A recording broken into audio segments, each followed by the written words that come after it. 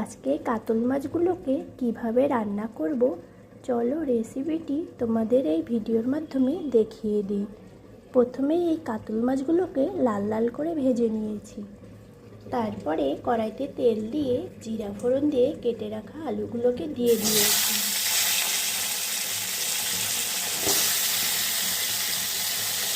এবার অল্প লবণ আর অল্প হলুদ গুঁড়ো দিয়ে এই আলুগুলোকে লাল লাল করে ভেজে নেব।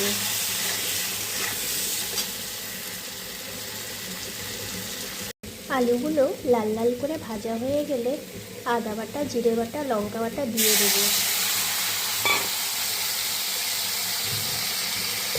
এবার স্বাদ মতো হলুদ গুঁড়ো আর লবণ দিয়ে দেব। এবার মশলা দিয়ে ভালো করে আলুগুলোকে কষিয়ে নেব। মশলা দিয়ে কষিয়ে নেওয়া হয়ে গেছে, এখন জল দিয়ে মশলা দিয়ে কষানো হয়ে গেলে জল দিয়ে মাছগুলো দিয়ে 10 মিনিট ফুটিয়ে নেব। এই যে আমাদের মাছের রেসিপি প্রায় হয়ে এসেছে, এখন গরম মশলার গুঁড়ো দিয়ে নামিয়ে নেব।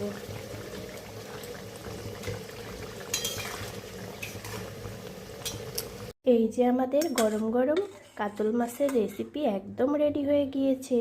তোমরা কে কে খেতে পছন্দ করো একটু কমেন্ট করে জানিও।